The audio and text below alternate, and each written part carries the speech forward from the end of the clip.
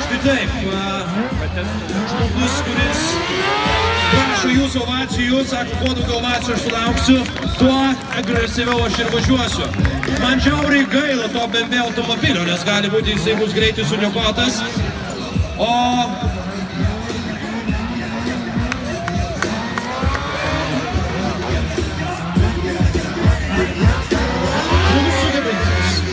padaryti tai, kad tikrai niekas iš dauguma, kažkas pasaulyje tikrai sugeba taip važiuoti, bet manau šiandieną yra vienas iš sportininkų, kuris pasižymi tikrai puikia kontrolė. Atrodo, kad jisai iš ant šio motociklo važinėja nuo pat gimimo. Fantastika, Jono Vatanė.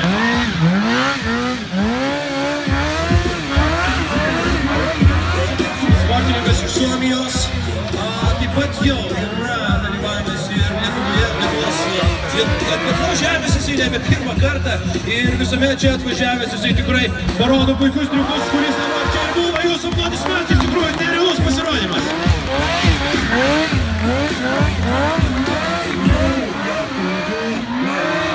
Ir dar turime galimybę stebėti toliau jį, nes nori daugiau negu 30 sekundžių.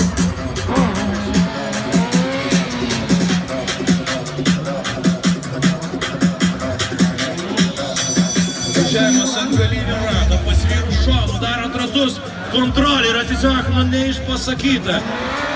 Aš įsivaizduoju, kiek laiko jisai praleidžia ant šio motociklo žirgo, bet aš labai džiaugiuosi, kad jisai šiandieną čia atvažiavo.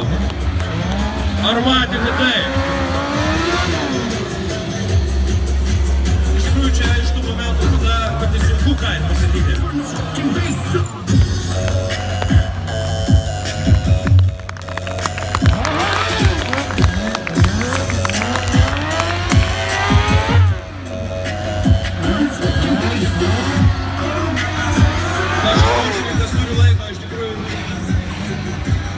Taip.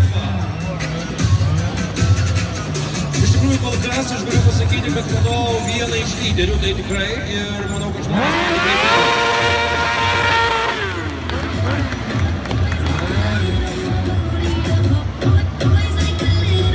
Taigi jam liko 30 sekundžių, atmalas važiuodamas į dar nuos. Jeigu čia atsirastų žmogus iš žiūrovo, kuris sugebėtų tai padaryti, žinokit. O taip!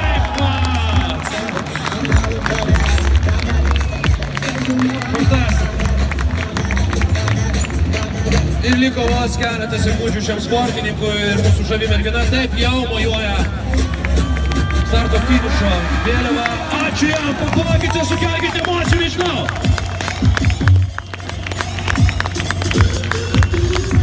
Jono Vatanė, o taip va, ačiū jums už tokį nuostabų reginį.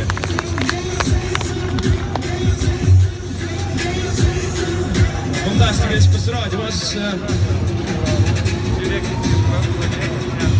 Na ir pagaliau mes turėsime